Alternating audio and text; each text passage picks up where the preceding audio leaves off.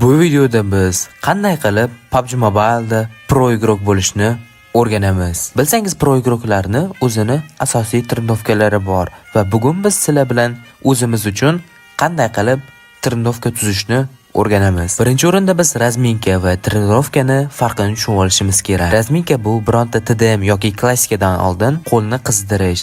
Trendovka bo'lsa sizni skillingiz, aimingiz va boshqa narsalarni kuchaytirish uchun kerakli narsa. Trenirovkani tugatganingizdan keyin siz o'ynagani emas, balki dam olgani ketasiz. Va bugun biz sizlar bilan aim, movement va понимание игры, ya'ni o'yinni tushunishni o'rganib olamiz. Bizni birinchi punktimizda turgan aimni kuchaytirish uchun biz poligonga kirib, o'zimizga kerakli orужияlarni olib va o'zimizga yoqqan obveslarni qo'yib olamiz. Va o'zimizga kerakli orужияlarni bo'lganimizdan keyin mannekenlarning oldiga kelib, xuddi shunday 5 minut yoki 10 minut otib turamiz. Bu prosta trenovkani oldidan qo'lni qizdirish. Otib bo'lganimizdan keyin xuddi shu joydan dachani olib, poligonni o'ziga boramiz. Kelganimizdan keyin dachani bir chetga qo'yamiz, chunki dacha bizga hali kerak bo'ladi. Dachani bir chetga qo'yganimizdan keyin xuddi shu joyga kelib, обучение tugmasiga bosamiz. Trenirovka reaksiya va nastroyga o'tib 20 metrga qo'yamiz va sekundani 1 ga qo'yamiz. Va boshlaganimizdan keyin biz bitta joyda o'tirib, pritselda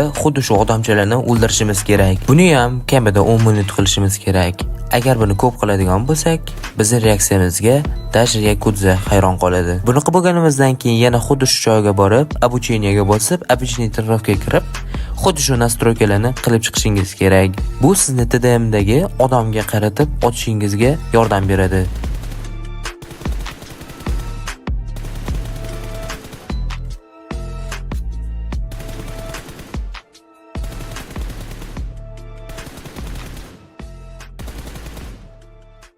Va buni ham qilib bo'lganingizdan keyin boyga chetga qo'yib qo'ygan dachamizni olib kelib, xuddi shu joyga qo'yamiz. Обычный trenirovkaga kirib, birinchisida pik bilan trenirovka qilishni boshlaymiz. Xuddi shunday qilib biz o'ng va chap piklarimizni ancha tezlashtirib olsak bo'ladi.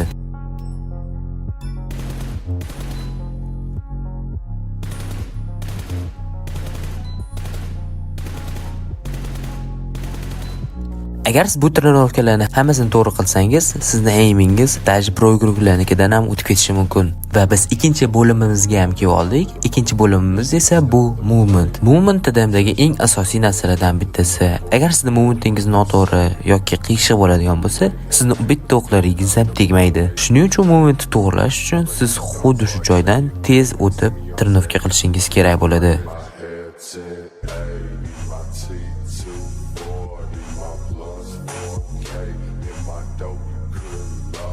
Va movement uchun ikkinchi trenirovkamiz bu devordan sapchib otish. Agar siz devordan sapchib 500 ta headshot bermoqchi bo'lsangiz, sapchigan vaqtingizda joystikni orqaga tortsangiz, sizning o'qlaringiz sirazi boshga tegadi.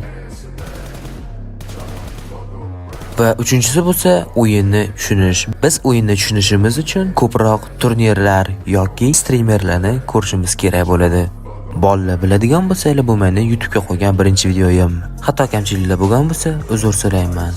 Aytgancha, agar sizlarga videoyim foydali bo'lgan bo'lsa, kanalga like bosib, videoga obuna bo'lib qo'ying.